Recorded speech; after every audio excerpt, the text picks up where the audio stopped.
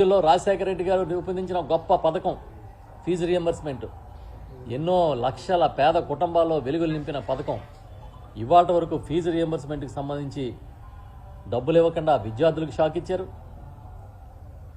పేద మధ్యతరగతి దిగువ మధ్యతరగతి వర్గాలు డబ్బులు లేక వైద్యం అందని పరిస్థితి ఉండకూడదని ఆరోగ్యశ్రీని పెట్టి దాన్ని విస్తృతంగా జగన్మోహన్ రెడ్డి గారు సుమారు 3000 అనారోగ్యాలకి వైద్యం అందించే స్థాయికి తీసుకెళ్తే ఇవాళ ఆరోగ్యశ్రీని మొత్తం ఉందా లేదా ఈ రాష్ట్రంలో అనే పరిస్థితి తీసుకొచ్చారు.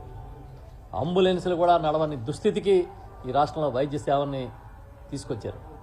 జనరల్ హాస్పిటల్లో కనీసం ఇన్సులిన్ని కూడా అందించలేని పరిస్థితి ఏర్పడింది. ఆ విధంగా పేద ప్రజలకి ఆరోగ్యాన్ని ఆశిస్తున్న వారికి షాక్ ఇవ్వడం జరిగింది. ఇక ఉద్యోగుల సంగతి చెప్పక్కర్లే.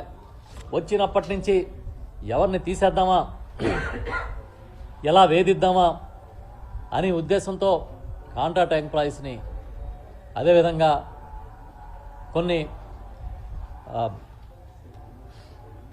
కొన్ని వర్గాలు ప్రధానంగా తాత్కాలిక ఉద్యోగుల్ని తొలగిస్తూ వారికి షాక్ ఇచ్చారు.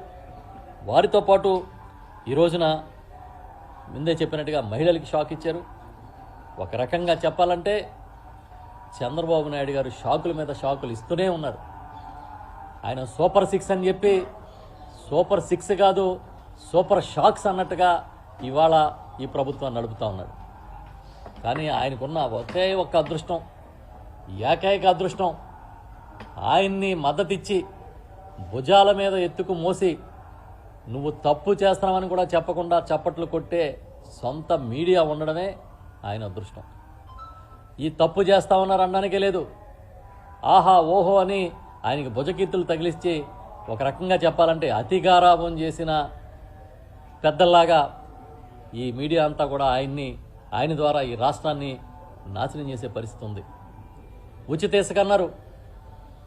ఇసుకలో పేరులో ఉచితమే తప్ప గతానికన్నా కనీసం ఒక ట్రక్కుకి, ఒక లారీకి 10,000 రూపాయలు అదనంగా ఇవాళ ఇసుకని ఈ రాష్ట్రంలో తీసుకున్న పరిస్థితి.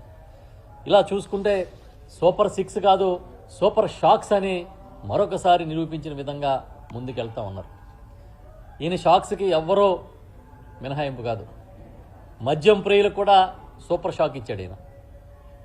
వాళ్ళు ఏమనుకున్నారంటే ఈయన వస్తే బ్రహ్మాండంగా ధరలు తగ్గిపోతాయి, అన్ని బ్రాండ్లు అందుబాటులోకి వచ్చేస్తాయి, ఇంకా అసలు మాకు స్వర్గంలా ఉంటుందని భావించారు. మద్యం ప్రియులకే కాదు వ్యాపారులు కూడా షాక్ ఇచ్చాడు ఆయన. ఎవడు ముట్టుకుంటే వాడికి షాక్ తగులుతుంది, ఎవరు నమ్మితే వాళ్ళకి షాక్ తగులుతుంది చంద్రబాబు నాయుడు గారిని. ఆ విధంగా పరిపాలన కొనసాగుతున్న పరిస్థితులు ఉన్నాయి. ఈరోజు వైఎస్ఆర్సీపీ పోరుబాట పేరుతో మేము చేసిన విద్యుత్ ఆందోళన చూసుకున్నప్పుడు 175 నియోజకవర్గాల్లోని ఇటు ఉత్తరాంధ్ర మొదలుకొని అటు రాయలసీమ వరకు ఏ ఒక్క నియోజకవర్గంలో కూడా జరగలేదనకుండా అన్ని నియోజకవర్గాల్లోని వేలాది మందితో ఈరోజు ప్రదర్శనలు జరిగాయి, ర్యాలీలు జరిగాయి. ర్యాలీలుగా వెళ్ళి విజ్ఞాపన పత్రాలు అందించాం. ప్రధానంగా 3 డిమాండ్లను చేశాం మేము. ఒకటి, మీరు రావడమే ఈ 7 నెలల కాలంలో, అంటే వచ్చిన 6 నెలలకే సుమారు 15,485 కోట్ల రూపాయలు అదనపు భారాన్ని విద్యుత్ బిల్లులు ట్రూ అప్ ఛార్జెస్ పేరిట వినియోగదారుల మీద వేసి పెద్ద ఎత్తున షాక్ కొట్టిస్తూ ఉన్నారు. తక్షణమే దీన్ని ఉపసంహరించుకోవాలని చెప్పి ప్రధానమైన డిమాండ్ చేశాం. ఎందుకంటే ఈయన ఎన్నికల ముందు ఏ సభకి వెళ్ళినా, పెద్దాపురం దగ్గర మొదలెట్టి పులివెందుల దాకా ఏ సభలోకి వెళ్ళినా, మహానాడు మొదలుపెట్టి రోడ్డు మీద షో చేసిన దాకా ఎక్కడికి వెళ్ళినా ఒకటే చెప్పేవాడు, నేను వస్తే విద్యుత్ ఛార్జీలను తగ్గిస్తాను, జగన్మోహన్ రెడ్డి గారు విద్యుత్ ఛార్జీలు పెంచేస్తే నేను రాబోతా ఉన్నాను, నేను తగ్గిస్తాను, నాకు బోళ్ళంతా నాలెడ్జ్ ఉంది, అనుభవం ఉందని చెప్పి ఒక్కటే ప్రచారం, ఒక దంపుడు ప్రచారం కొట్టి ఆ విషయం మర్చిపోయి వెంటనే ప్లేట్ ఫిరాయించి సుమారు 6 నెలల కాలంలో 15,485 కోట్లు ముక్కు పిండి వసూలు చేయడానికి సిద్ధమవుతూ ఉన్నారు.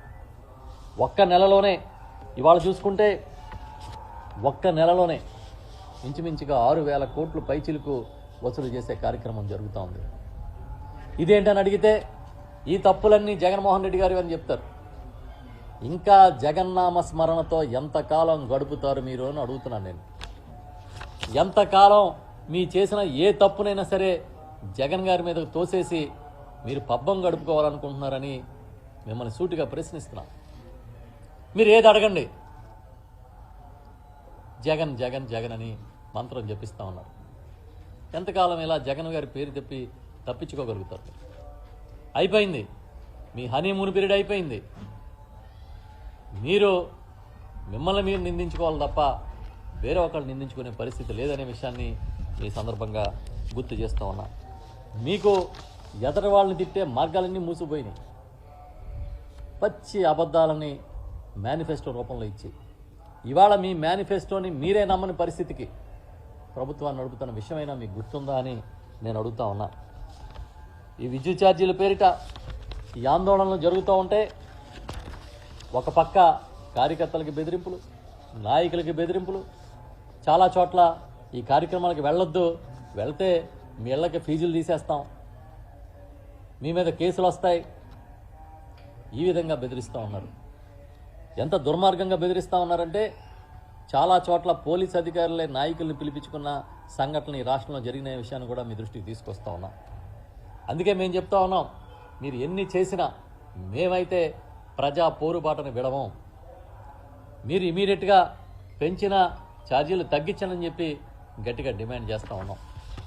దీంతోపాటు మరొక విషయం, ఎస్సీ ఎస్టీలకి జగన్మోహన్ రెడ్డి గారు అధికారంలోకి వచ్చిన వెంటనే 2019 సంవత్సరంలో 200 యూనిట్ల విద్యుత్ వరకు గృహ వినియోగానికి ఉచితంగా ఇచ్చారు.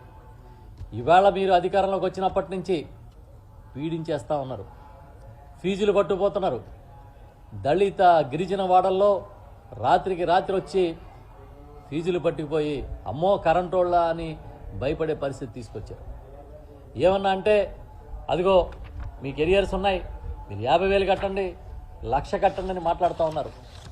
ఈ జిల్లాలోనే, ఈ కాకినాడ జిల్లాలోనే తీసుకుంటే ఉదాహరణకి గిరిజనులు అర్ధరాత్రి పూట రోడ్ల మీద ఎక్కి ధర్నాలు చేసిన విషయం, ఎస్సీలు అర్ధరాత్రి పూట రోడ్ల మీదకి ఎక్కి ధర్నాలు చేస్తే అధికారులు బతిమాలుకున్న సంఘటనలు కూడా మీకు తెలియదేం కాదని ఈ సందర్భంగా గుర్తు చేస్తూ ఉన్నా. ఇటు ఛార్జీలు పెంచేశారు, అటువైపు దళితులకి ఇచ్చిన గిరిజనులకి ఇచ్చిన ఆ వెసులుబాటును కూడా అమలు చేయట్లే. మూడో అంశం, ఇవాళ ఈ రాష్ట్రంలో ఉచిత విద్యుత్ అంటే వైఎస్ రాజశేఖర రెడ్డి గారు గుర్తొస్తారు. రాజశేఖర రెడ్డి గారు ఉచిత విద్యుత్ ఇస్తానంటే ఆ రోజుల్లో